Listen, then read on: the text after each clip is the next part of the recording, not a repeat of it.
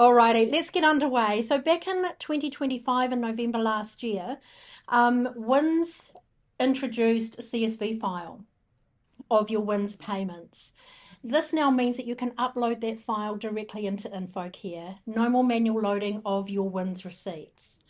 So the way that that comes through, you get your CSV file, save it exactly in the format that it comes in. No modifying columns, deleting, changing dates. You keep it exactly in the format that it comes through in. Save that to your device, and then under the billing menu, batch receipts, you select your WINS MSD option from the drop-down box. Select the upload file, and then you're simply browsing your device for your WINS file. Open and continue. That has now dumped all of that data directly into the batch receipts for you. It will include the comments that's on your file. It will indicate whether these are arrears payments or if it's their regular weekly payment. Obviously, Infocare needs an identifier. Who is this WINS number and who does it relate to in your system? I have already set children up in here so that we do automatically have a match. But how you would set this up, and it does enable reporting as well once you do have it enabled, is to load WINS details back in the children menu. So when we select a child, and I'll just select Ryan here, when we select the accounts option, we can hover our mouse over the little WINS icon there. Now down the bottom, if I click the modify, you can see what I have already preloaded. This is the SWN number that appears on your WINS statement. The number of hours that WINS have authorised, the weekly amount WINS are paying your service, and the start date your payments start, not necessarily the same start date as the child. That's quite important. And also the finishing date. So with this information, you are able to put new information in as and when things renew. Obviously, you can bring dates forward if WINS all of a sudden stops. You can alter that finishing date. But all of that information also lands on a report. So under Reports and Child Reports, select the Auto Payment option. And from your print mode, select WINS and Print. This now gives you a snapshot, so you don't have to wait for that weekly statement to come in. You can now view this at any time in Infocare to see what details are set up for all of your children. Now, occasionally you will get a payment that will come through that doesn't have your details set up yet in the children menu. It's a new child, once it's just been authorised, you've uploaded your file, and the system will have an option or will indicate to you that the reference number can't be found. There'll be a little pink, sort of like a warning symbol next to the child's name, and it will say invalid reference. You simply just need to type the child's name. You don't need to come out of the screen at all. If you just start to type the child's name, find Ryan, and his standard Infocare reference will be populated, and you can still process your WINS payments from here. Ideally, if you've got it set up in the children menu, even better, but you can still do it from here. Equally, you may get payments that WINS have paid you that's just a one lump sum payment for siblings. You can split that payment between two. So this child here, we can see that payment has come through for $156. That may be split between two siblings. We can change that amount to 50 here, and we can start to type in the reference number of the sibling and put the balance of that amount in this field here so that you can still process your WINS. Okay, does that make sense? Nice and easy. Are many of you using the WINS upload feature? None? So good learning today, perhaps. That's good. We want to make things obviously faster and more efficient for you. So, got a question? With the WINS and you mentioned the reporting side, I ran a report maybe last week and I noticed that a child who had been on WINS and had expired, they were still showing up on the report as on WINS. However, with that entry that we had an expiry date on it. Is there any way to have that show that this child was on WINS but isn't anymore? Just on the report, it says they still are. Absolutely, great question. So for those that possibly didn't hear, we're talking about children that are appearing on your WINS report and their WINS has actually expired. Everything in Infocare, or most things in Infocare, is driven by date. So it's all going by this date here. So if your date was 3 weeks ago and they were still current then, they might have expired today, but you might be running that report in arrears. That's why they'll still be on there, if that makes sense. So it's all relevant to this date here. One that I was looking at was that had expired in February. We can have a look. Hit me up afterwards and we'll go through it. Perfect. No worries. Great question though. Cushion maybe, Ian. That was a good one. Can I ask, Yes. the so in the payment, sometimes we get like arrears that are quite big payment. So we've noticed that anything that's like 1,000 and over, that amount isn't pulling through. It might just pull like it's losing. It's only pulling through like $1 or something. So we're manually having to override. On your from your WIN statement or from your bank We're files? doing the CSV. From WINs. So reach out to our customer success team. We can get the guys to have a look. It might be an anomaly either at WIN's end or at our end. So we can absolutely have a look and rectify that for you. Perfect. Thank you. Okay, just while we're in sort of the billing side of things, we're just going to touch on some invoicing. We're not going to go through the process of creating invoicing and sending out statements, but it's more to give you a refresher as to how the invoicing system works in Infocare. When you're invoicing in advance, the system is really only getting its source from one area, and that's the children menu. It's looking at your start date, your leave dates, timetable effective dates, and all of the days and hours that you're enrolling children, and the fee structure assigned in your timetable, as well as any discounts that you may have set up. So that really is the only source when you're invoicing in advance. And there is no right or wrong. You can invoice in advance or in arrears, depending on whatever your fee policy is. When you are invoicing in arrears, the system is looking at that information as well as now the attendance data through your sign-in sheets. And it's looking for an anomaly, a difference between what was booked and what has actually happened. It won't undercharge. So if a child's booked in for 6 hours and attended 5, it's not going to charge for 5. But if they're booked in for 6 and attended 7, depending on the nature of your fee structure, it will pick up that additional hours charge. It is always up to you whether or not you process that, but that's what the system is geared to do. Look at all of those components, charge maximum wherever possible, and then you determine what to do from there. Okay.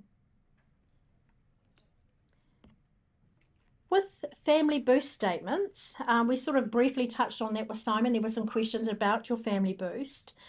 When services are invoicing in advance, in particular if you're invoicing for a term in advance, as many do, the effective date will determine where that particular invoice sits on your family boost statement. From an inland revenue perspective, across the course of 12 months, it will be 12 months worth of fees at their end. From your parents' perspective, you've charged them for February, March, April, and because your effective date might have been, for example, the 2nd of April, that whole invoice is going to fall into the next period of family boost statements. So your February to March statement, or sorry, January to March statement will have very little detail on it. So just be mindful of that if you are invoicing a lump sum or a lump period in advance. Just be mindful of your effective date. It could be that you invoice for 9 weeks and then invoice for that 1 week on its own that falls into the next family boost period. Okay, that is one way to combat that. The other thing to consider with your family boost is that all of your payments from work and income, Ministry or Oranga Tamariki, all of those payments need to be loaded against the child's account before you give out those WIN statements. Before you give out those family boost statements. Otherwise, it's a class of double dipping. So the family boost statements in the system comply with what is required from inland revenue. All subsidies must come off before that family boost is given to your families. And you may have to wait because, as we know, WINs can take a bit of a delay to send that information to you. Okay. So any questions on family boost at all? Yes. If you just do when you go on the statements and then you click family boost, yeah, does that just combat all of what you just said, or like, in a sense, if I just pick family boost January to March 2026, that's done, right? It's done, but it's still your data entry that needs to be up to date. It's only going to pull what you've done. So whatever invoicing you've done, less any credit notes, less any WINS payments, OT payments, um, anything like that. Even equity, if you're putting equity funding as a payment method against a child's account, that will be deducted as well. As we know, no parent fees are part of your family boost statement, so it's irrelevant what your families have paid. Okay, so yes, providing your data's up to date, then absolutely. Yes. Can you send the statement for Family Boost on the new app? No. So the new app at the moment won't have any billing at the moment. So that's all going to be released. Phase 3 is sort of when the billing module will come into effect. So everything at the moment is still financially done through your standard Infocare site.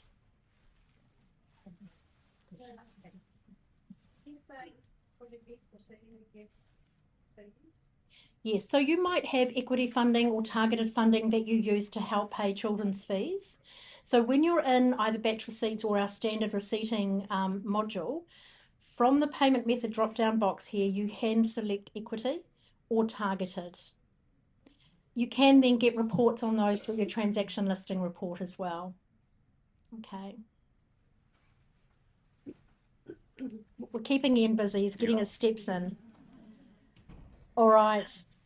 Yes. I didn't understand what you said about it's regardless of what the parents have paid, that doesn't go into family boost. What do you mean Correct. by that? So whether your parents pay their fees or not is completely irrelevant. The family What they've been boost, charged.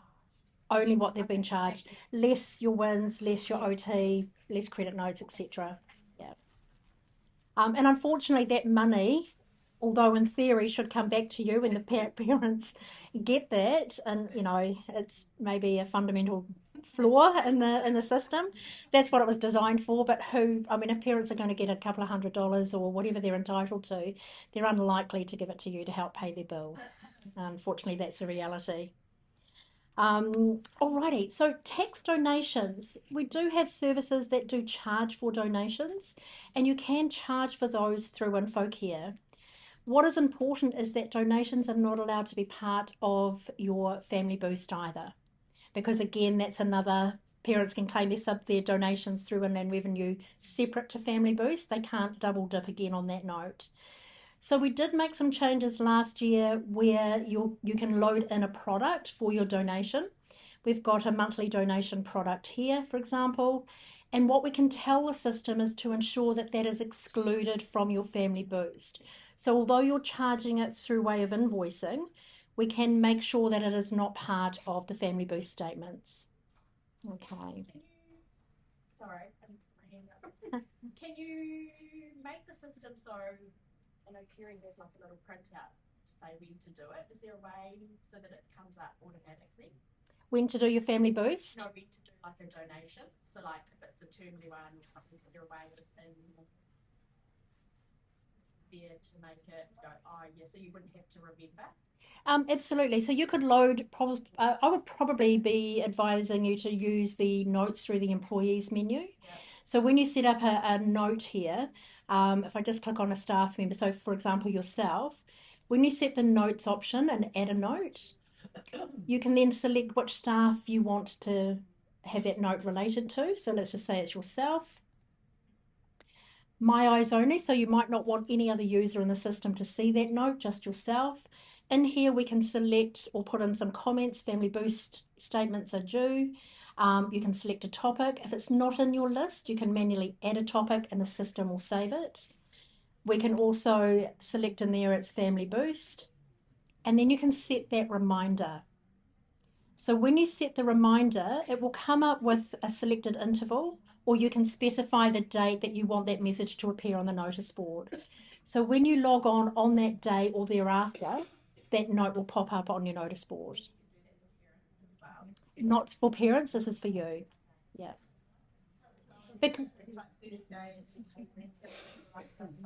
Absolutely. Yeah. Yes. Family boost, like sometimes you consider certain discounts for families.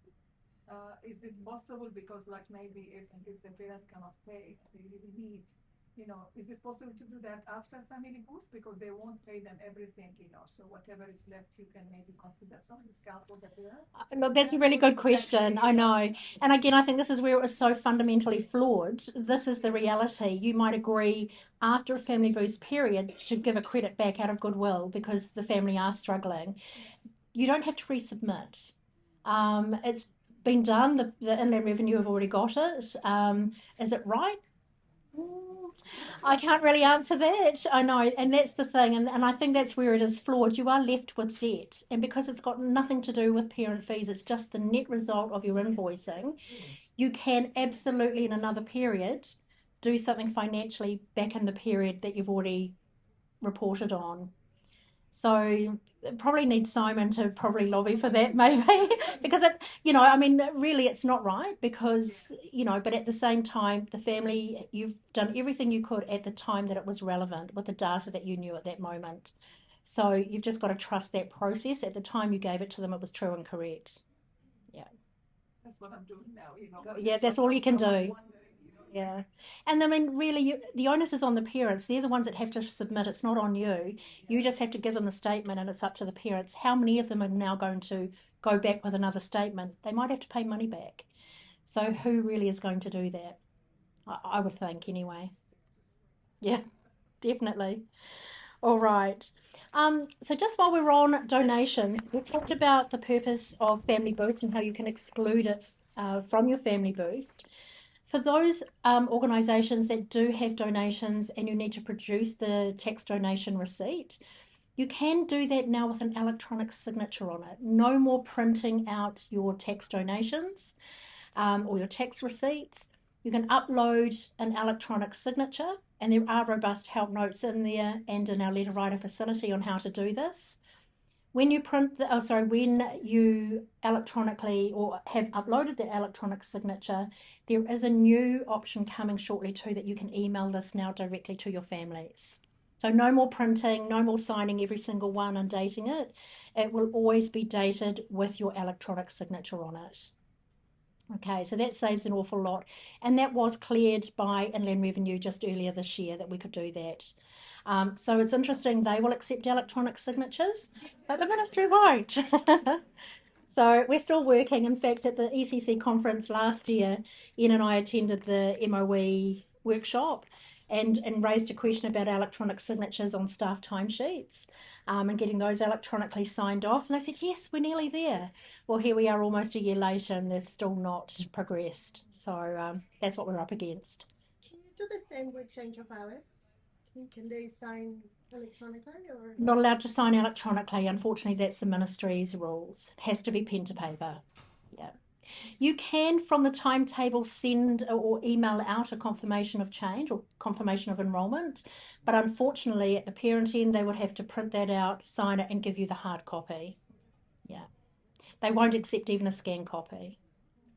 Mm.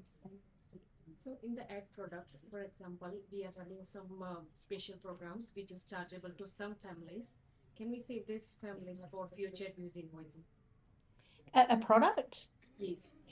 You can. Have you looked at promotional discount? Is it a discount or is it a charge that you're charging? Just charging some families for particular events happening at school. So we need to charge like every 4 weeks, but some of the families only, not whole the families. Sure. Is there any way to save that families for future use for invoicing? Only through your timetables. So you could have a timetable this week with your optional charge selected with that product, and then you can have a timetable to remove it, and then a timetable to add it back in. That or at the time of invoicing, add that product into just those children's invoices. Yeah. Do you use rooms at all? Yes, we do. Is it room related by any chance? It's a mix of the old rooms, so Okay. families actually No can- worries. Okay, understand. But yeah, there is a way to control that. But timetables would probably be your best. But we need to delete them after use it. You don't need to delete the timetables. No, it's crucial that you don't delete timetables. No, I mean like for example, it's done in a timetable, but for the next 4 weeks, I won't charge anything for that family because I have already charged for 4 weeks, and after 4 weeks, I need to charge again. to that family? So again, through your timetables, absolutely. That product will stay on your timetable forever until you add another timetable to remove it. Yeah. And the system will actually copy. So when you are adding a timetable in the future, it copies your current, and whatever is set up in your current, including your optional charges, the system will pop up a message to say, do you want this optional charge to apply to this timetable? You can say yes or no. Yeah. Okay. Really good questions. How are we going for time? I do tend to talk a lot.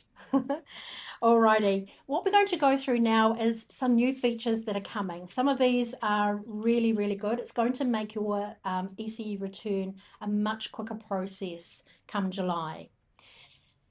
Changes that we are implementing to the ECE return is making more of the choice of the multi-choice questions that you had to manually answer for every staff member. The changes through our employee menu will enable you to pre-populate that data. So when you come to do your return, those fields are already selected for you. What that looks like is from your employee menu, and poor Andrea, we'll pick on her again today. When we edit her profile, you will begin to see some new fields. This is going to be released in a couple of weeks. Some new fields are all the questions that are being asked in the return itself. Has worked as a permanently employed ECE teacher or home-based coordinator? The answer is either yes or no. Came directly from another ECE service? Again, yes or no. Then as we scroll down, it's now asking, are they paid for this role at your service? Are they full-time, which is deemed 25 hours plus? Okay. And what is their role status? So your ECE return has 4 role statuses available, and you need to select one. In the return itself, for example, here we might have a senior support or senior management role allocated here, but on Census Week they may have worked on the floor with children. You don't have to come back here and quickly change it and then go back to your return. You can amend that in the return itself. Okay, but this is their standard role. The last field that we are making an addition to is this part here, the qualification. Is it their E20, E21, all the way down to your E30s and so forth. Okay. Now we won't be making these fields mandatory at this point. We understand that there's a lot of employees that you need to update this data for, and the return is 22nd of June that you report in July. So if you get your employees updated by then, fantastic. If not, the old EC return is still available for you to use. Come next year, this will be a mandatory field. So any new employee that you load or any existing employee that you update, even a phone number, you will see that these fields now become mandatory. We want you to use the new automation. We want you to use the new form because it's much quicker, okay, and much more accurate. All right, so first of all, we load the data in there. Then we can navigate now to your EC return. At the top, this is what you're probably all familiar with, the EC return census. But at the bottom of the list, we have the old. So both are available. You certainly don't do both. You don't need to submit both. It's one or the other. So looking at the new, and I've already pre-populated some fields here, but we do have some similar tools that you're used to. The start again option. So if you've already made a start on your return, like you've already popped in your languages or wait times, you can actually populate that now. Well, we want you to wait until this is deployed, but you know what I mean. You can pre-populate some of these fields, and rather than start all over again, you just simply click continue. So what happens now, this is our wait times and languages. They are all now on one page. This cannot be pre-populated for obvious reasons. This is all to do with your service, and you need to answer the questions that the ministry are asking of you. Teaching languages at your services, but it's all, again, as I said, on one page. And as soon as you have populated that and it equals 100% for your languages, there'll be a green tick to let you know that field is complete. You can then continue, or you can click at the top there on your ratio check option. This is a new introduction. So your ratio checks, it's just giving you a bit of a heads up that on one of the days in Census Week, there was an issue with your ratios. Is it that you had a teacher away and you haven't added a reliever into your staff timesheet? Potentially you might not have marked your attendance data yet, but nonetheless it is letting you know there is an issue that you should deal with before completing the return. Again, once you've actioned that, this will now have a little green tick and then you can progress to the next stage. I'm just clicking the staff checks option now. This is now what the new return does actually look like. All of those fields, is that big enough to see? All of those fields that are in the employee menu that we just looked at are now populated. We can see that they're paid, they're permanent, full-time, we've got their join date, there is their role that we allocated back in employees as well. And again, these options here, plus their qualification has come through. So the E20, E21s, etc. are already pre-populated for you. If we had a senior management staff, here's myself, I've got senior management staff, but for the purpose of Census Week, I also worked on the floor with the children. I can then also select that I was an ECE teacher. So both my roles have been recorded correctly just for the purpose of Census Week. Okay, it's not going to alter the details in the employee menu because my main role is senior management, but here I am also letting the ministry know that I did also work on the floor. Okay. The only fields that you need to populate, and this is old and new, is the minimum age taught in months for each of your teaching staff. So if this staff member worked with the 36 to 48-month-old children, this is what you must populate in here. So that really is your only manual step now. Once we have actioned everybody, and I'll just show you, sorry, this little drop-down box. The little arrow is actually now displaying the contact hours for each employee. Once you have completed each staff member, you can tick that little confirm to say that all of your data is correct, or we have got the confirm all option, which will just tick everybody in your list. In addition, you'll just notice some of these staff members have that sort of a lemony colour background. That indicates that they're central pool staff. So for those of you who have more than one service, you may have your staff or relievers loaded in one, but they worked across multiple services in your organisation's census week.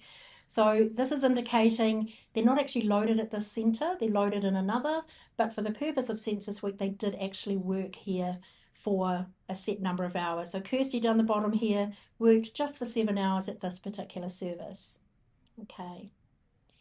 When you're ready and everything is complete, you can confirm the return and submit that to the ministry.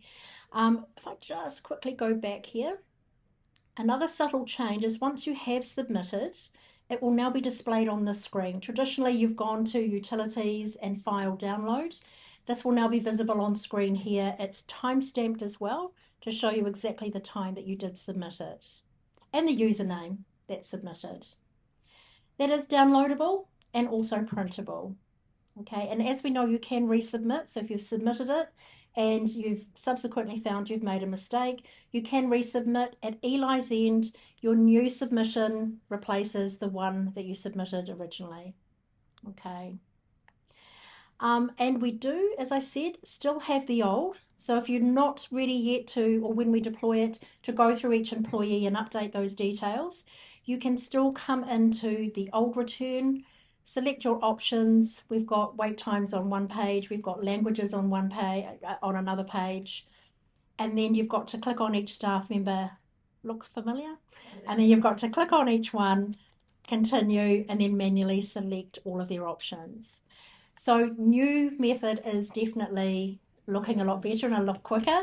And that's, as I said, why we're not making those fields mandatory just yet, to give you the opportunity to load it in. Question down the back?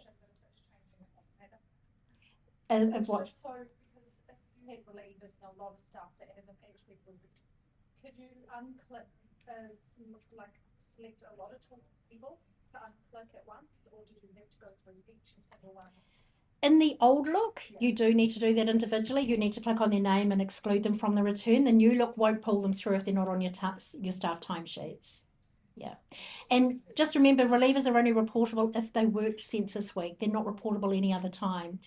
There is one other small addition, that if you are putting in a leave date for an existing staff member, a new pop-up will come up that will say you need to say the destination of where that staff member has gone. That is part of the return. So you do need to report on all staff that have left your service in the last 12 months. Okay, that's manual at the moment. In the old return, that's been there for a while. But in the new, as soon as you put in a leave date when this is deployed to your system, let me pick the staff member here. I'll just put a date in the future because they are actually on my timesheets in June. So if I just go through to, let's just pick this date here. As soon as I click the update button, a little prompt will come up. I need to select the reason why the staff member has left. This will mean that next year on your return, the staff member will be on it, but their leave date will be there and the reason why. Okay, so you just need to select one of these options. These aren't our suggestions, these are all the specifications that are in the ECE return by the ministry. And unknown as unacceptable. Unknown, so this is on their specs, absolutely, because sometimes you don't know, or they haven't divulged where they've gone to, and you can't really force them to give you an answer, so there is an unknown option available. All right, moving on, another new feature that is coming is an enhancement to the frequent absence report. Unfortunately, we can't get rid of the frequent absence report as much as we would love to. It is compliance, as we know. You must do this every month, preferably the beginning of every new month for the month that's been, once your attendance data has been entered. I'm just going back to March just to show you the new layout or the new look. We haven't changed the performance. The rules are still calculated the same way. Apply rules still work the same way. The create file to create the file overnight still works the same way. But the actual display is changing to make it easier. We're starting with a clear sort of definition between the rules before we move into the calendar portion of the report.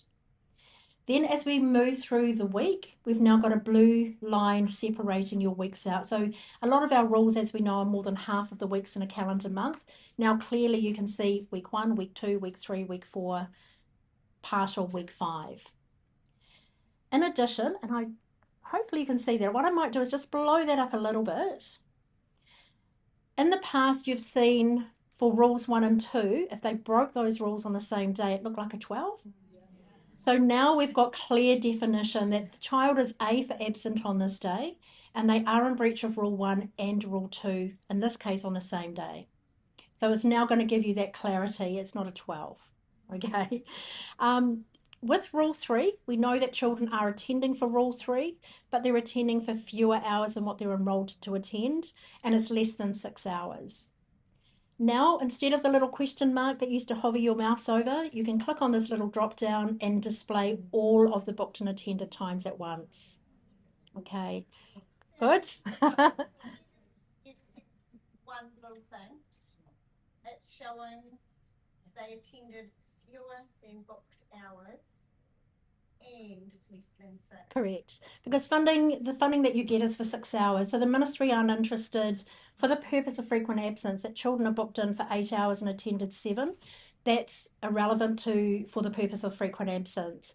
The frequent absences, the ministry are giving you 6 hours of funding per day per child, and they're looking for a reason to take some of that money off you after a set period of time. My last audit, there was a conversation, some creative tension around needing to change children's booked hours to reflect their regularly attended hours. That's still a thing. But this is for the purpose of the frequent absence. That's another reason altogether. So this is just looking at those children that have attended for fewer days than they're enrolled. So for example, week 1, they're absent on a Monday, week 2, it's a Monday, week 3, it's a Monday. That's Rule 1. Rule 2 is they're absent Tuesday, then it's a Friday, then it's a Wednesday. That's Rule 2. But Rule 3 is only if less than 6 hours. It's irrelevant to the rest, but that's just for the purpose of frequent absence. As best practice, the ministry absolutely wants you to review all children's enrolled times and book times. So if you're booking them in for 8, they expect you to staff if they're starting for 8 hours and you've got 20 children enrolled to start at 8 o'clock, they would expect you to staff the centre as if all of those children are going to come at 8 o'clock. The reality is that a lot of those will come in at 9 o'clock. So the review of that is required because potentially you could suggest to that family, look, you're always coming in at 9, we're booking you from 8, let's suggest we move you to a 9 o'clock start. But if they're attending for more than 6 hours, they won't be on this report at all. Very annoying. I totally agree. Parents have booked it for a reason. They're happy to pay your fees. You manage it yourself through your staff. You know how you're with all the reporting, and you can see the reporting that's coming from owner, how you're going to be able to see and view all of this data. 100%. Yeah, yeah, absolutely. But for the purpose of funding, it's not required for the frequent absence. Okay. Yes. Can you just scroll up to the top of the report there where it says use MOE best practice? We had a set it no, we got fund and audit and we had to change it to yes. Because No. Send us your auditor's number. I'd love to have a chat. we had children who were taken yes so. And I always keep wondering why they never turned up to sort of see no, but he said we have to have it. No. So they're absolutely wrong. I can categorically, and if Simon was here, he would 100% back this up as well. For the purpose of your frequent absence, this should always be set to no, nothing else. However, for the purpose of reviewing the hours that children have attended, setting that to yes will pick up those children that are there for longer than, or in breach of the time that they're booked, but they're not in breach from the purpose of funding. They're two totally different things. We had to pay back funding because we hadn't been using that and we were attending less hours than they were booked in. So potentially all children will turn up on your yes. Correct, because no one comes at the exact minute they're booked until the exact moment that they are booked until. Absolutely. I'm more than happy to get involved with your auditors. Don't hesitate to send or our MOE contacts that we have. We have regular meetings with ministry and we love to hear things that are not going right and we are your advocates as well. So please don't hesitate to reach out. Which it shouldn't, because those children are not in breach of your funding. By definition of Chapter 6 in the funding handbook, they're not in breach of your funding rules at all. By their own Bible. Yeah. I started in 2 months of doing that. It was like, you've got to be joking. I was sitting on the printer. We had to change their hours to No. match their attendance. I mean, it does say in the funding handbook that you need regular reviews of all children's booked and attended, but for the purpose of the frequent absence, it's only relating to funding if they're in breach of your funding rules. So the no ensures that you are complying with the frequent absence rules in the funding handbook. Okay. Yes.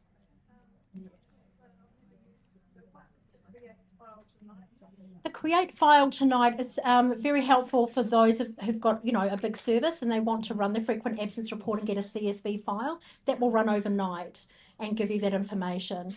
I mean, depends on the size of your service and how many breaches you have, I guess. Depends on whether or not you want to use that function. Because the minute you click print, it's all on screen. You can click on each child's name and get your confirmation to print out, an attestation to get your families to sign. So everything's right there in the print mode, but the create file is handy for larger organisations.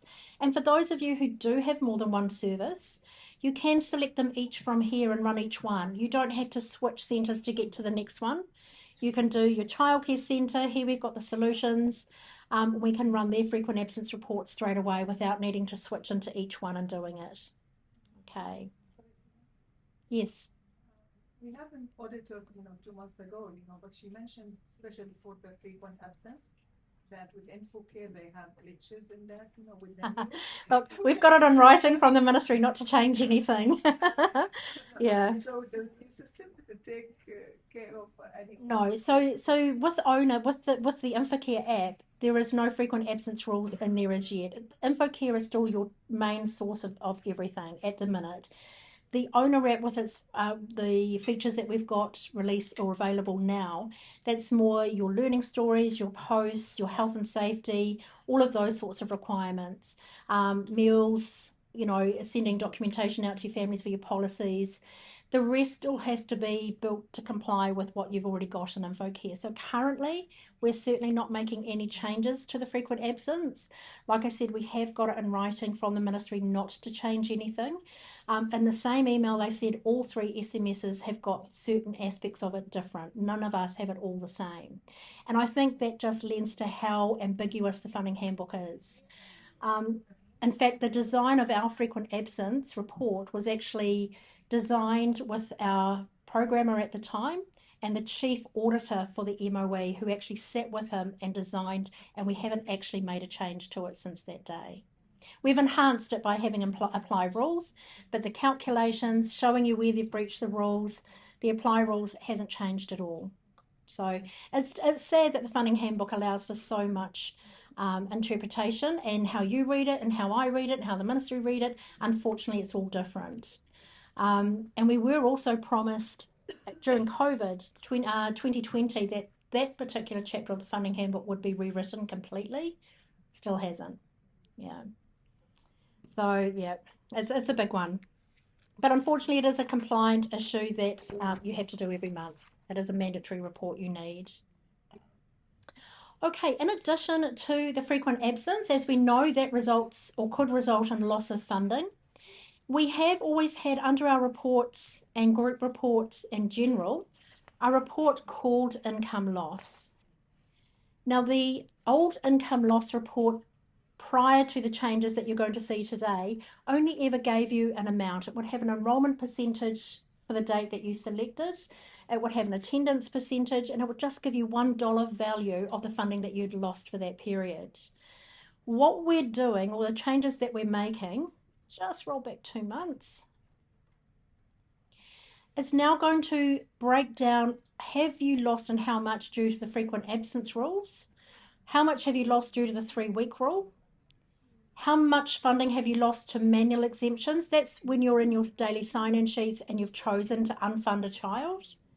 Your casual funding, so those are your children potentially that you've set up for a 7-hour day, they've come 5 hours and you've got them on casual funding. You've essentially lost 1 hour of funding there. So it will calculate and break down all of that for you. In addition, when we do the create file option, it's going to break it down even further. So quite a lot of these reports in our general area, when you do click the create file, there is more information than what you see in the printed version on screen. Now this is obviously a spreadsheet that you can see, and it's got a lot of information pertaining to your children, but I'm going to scroll towards the end of the report. It's got their attendance data, it's got the days that the child is in breach, the number of hours they were booked, actual hours of attendance. In this case, there are none because this child was absent. They broke our 3-week rule. What funding you've lost. Is it over 2, under 2, 20 hours plus 10? All the way through to the funding rate and the amount. So that total at the bottom here was what we saw on the front screen. So rather than now go back to the child menu, have a look at their history, or go to attendance reports, have a look at those highlighted yellow children, you can now just push the create file and you've got all of that information straight away. Okay, we're hoping to release all of those at the same time. So your ECE return, your frequent absence enhancement, and also the income loss. So look out for those in a few weeks' time. We hope that they will be released. We'll also be holding webinars and have some video links on those options and how to do them. Okay. All right. Now, I've sort of a little bit ahead of schedule, which is great. We're open to some Q&As. I have got obviously a lot more. I could stand up here and talk to you all day. I'm very passionate about Infocare and all things ECE, but we'd love to just take a time to have some Q&As with you. But just before we do go into the Q&As, we do have the winner of our ECE ticket for the ECE conference, and that's Jasvia Kerr from Roscommon. Oh, hello. Oh, wonderful. Fantastic. Jack will get your details at the end. Thank you so much. Congratulations. We'll see you in Wellington, hopefully.